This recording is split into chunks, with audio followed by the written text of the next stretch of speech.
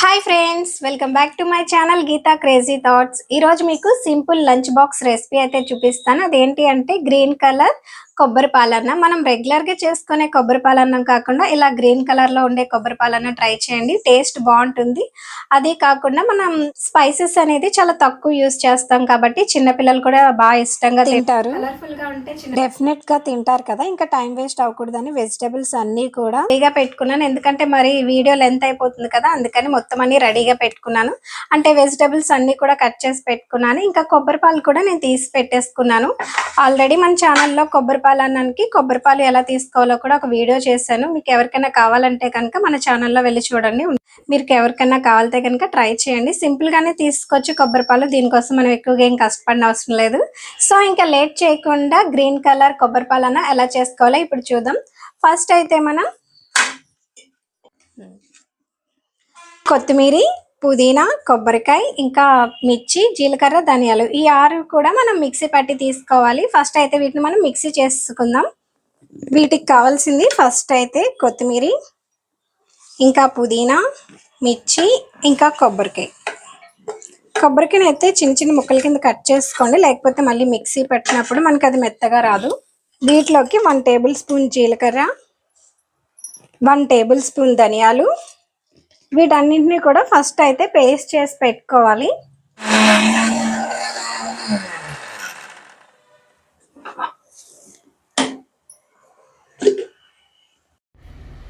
మనకి పేస్ట్ అనేది ఇంత మెత్తగా అయితే సరిపోతుంది. మనం ఇందులో ఇంకెటువంటి మసాలాలు వేయము, ఈ పేస్ట్ ఒక్కటే. పేస్ట్ రెడీ అయిన తర్వాత స్టవ్ వెలిగించుకొని కుక్కర్ పెట్టుకోవాలి. నేనైతే కుక్కర్లో వండుతున్నాను. మీరు రెగ్యులర్గా రైస్ ఎలా వండుకుంటారో అలా వండుకోవచ్చు. ఇంకా కుక్కర్ హీట్ ఎక్కిన తర్వాత బటర్ కానీ, గీ కానీ, ఆయిల్ కానీ వేసుకోవాలి. ఆయిల్ హీట్ ఎక్కిన తర్వాత మీకు నచ్చిన బిర్యానీ సామాన్లు అన్నీ కూడా అందులో వేసుకొని లైట్గా ఫ్రై చేసుకోవాలి.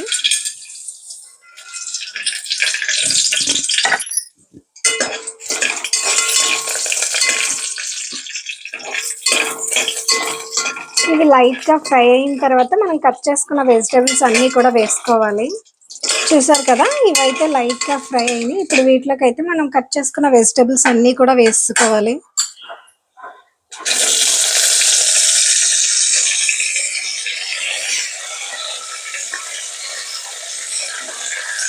మీకు నచ్చిన వెజిటేబుల్స్ ఏదైనా కూడా ఇందులో వేసుకోవచ్చు. నేనైతే ఆనియన్, క్యారెట్, ఆలు, కొత్తిమీర, పుదీనా వేసాను. మీకు నచ్చితే బఠానీ కూడా వేసుకోవచ్చు, టేస్ట్ బాగుంటుంది. వెజిటేబుల్స్ అన్నీ కూడా కొంచెం మెత్తగా ఫ్రై అయిన తర్వాత మనం ముందుగా ప్రిపేర్ చేసుకున్న పేస్ట్ ఉంది కదా, కొత్తిమీర పుదీనా పేస్ట్, ఆ పేస్ట్ కూడా వేసుకొని దాన్ని కూడా లైట్గా ఫ్రై చేసుకోవాలి.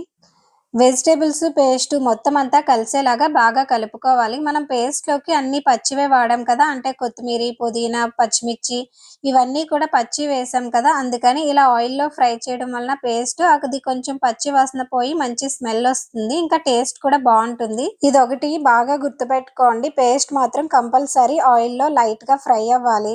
చూసారు కదా, ఇదైతే కొద్దిగా ఫ్రై అయింది కదా, దీంట్లోకి అయితే కొద్దిగా ఇప్పుడు మనం సాల్ట్ యాడ్ చేసుకుందాం. సాల్ట్ అయితే మాత్రం మీ టేస్ట్కి తగ్గట్టు వేసుకోండి. సాల్ట్ వేసిన తర్వాత సాల్ట్ మొత్తం ఈ వెజిటేబుల్స్కి బాగా కలిసేలాగా ఒకసారి కలుపుకొని మనం ముందుగా నానబెట్టుకున్న రైస్ కూడా ఇందులోకి యాడ్ చేసుకోవాలి. రైస్ కొంచెం ఒక 1/2 అవర్ 1 అవర్ నానబెట్టుకుంటే టేస్ట్ బాగుంటుంది. అలాగే కొంచెం పొడి పొడిలాడుతూ వస్తుంది. చూసారు కదా, మనమైతే ఇందులోకి ఎటువంటి మసాలాలు కూడా యూజ్ చేయలేదు. స్టార్టింగ్లో వేసిన బిర్యానీ సామాన్లు మాత్రమే, ఇంకా అంతకు మించి అయితే నేను ఇంకేం యాడ్ చేయలేదు.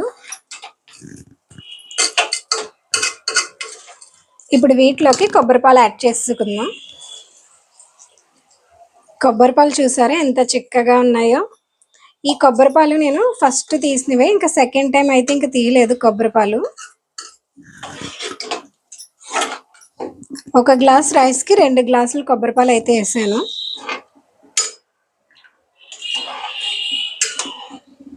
మీకు కావాలి అనుకుంటే మొత్తం కొబ్బరిపాలు ఏవి యాడ్ చేసుకోండి, లేదు అనుకుంటే 1 గ్లాస్ కొబ్బరిపాలు 1 గ్లాస్ వాటర్ యాడ్ చేసుకున్నా కూడా బాగానే ఉంటుంది టేస్ట్.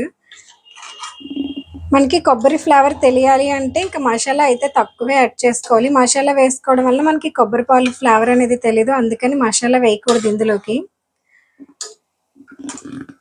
ఇదైతే మనకి రెడీ అయిపోయింది. సో దీనికి మనం కుక్కర్ పైన మూత పెట్టేసి ఒక 3 విజిల్స్ వచ్చిన తర్వాత అయితే ఓపెన్ చేద్దాం. మనకి రైస్ అనేది రెడీ అయిపోయింది. మనం కొబ్బరి పాలతో ఎప్పుడు వండుకున్నా కూడా మనకి రైస్ పైన ఇలా ఒక లేయర్ కింద ఫామ్ అవుతుంది. ఇంకా ఆ లేయర్ అయితే మొత్తం రైస్‌కంతా కలిసేలాగా ఒకసారి కలుపుకోవాలి. ఏంటి అంటే పైనున్నది కొబ్బరి పాలతో వండాం కదా! దాని వలన వస్తుంది. అదంతా రైస్‌కి కలిసేలాగా కలుపుకొని మళ్ళీ ఒకసారి 5 మినిట్స్ కానీ, 10 మినిట్స్ కానీ మూత పెట్టి పక్కన ఉంచాలి. మనకి గ్రీన్ కలర్ కొబ్బరి పాలన్నం రెడీ అయిపోయింది. ఇంక సర్వింగ్ బౌల్‌లోకి తీసేసుకుంటున్నాను. నేనైతే దీంట్లోకి రైతాతో తింటాను. టేస్ట్ అయితే చాలా బావుంటుంది రైతాతో తింటే. చూసారు కదా ఎంత యమ్మీ యమ్మీగా ఉందో. బావుంది కదా! దీన్ని గనుక ఇలా చిన్న పిల్లలు చూసారంటే ఖచ్చితంగా తింటారు. ఎందుకంటే గ్రీన్ కలర్, రెడ్ కలర్ ఇలా కలర్‌ఫుల్‌గా కనిపిస్తే ఎవ్వరైనా కూడా తింటారు. చిన్న పిల్లలనే కాదు పెద్దవాళ్ళకి కూడా కలర్‌ఫుల్‌గా ఉంటేనే కదా నచ్చుతుంది. మీకు నచ్చితే కనుక ఒకసారి ట్రై చేయండి. ఎలా వచ్చిందో కింద కామెంట్స్‌లో చెప్పడం అస్సలు మర్చిపోవద్దు. అలాగే నా వీడియో నచ్చితే మాత్రం లైక్ చేయండి, షేర్ చేయండి, సబ్స్క్రైబ్ చేయడం మర్చిపోకండి. Thank you all.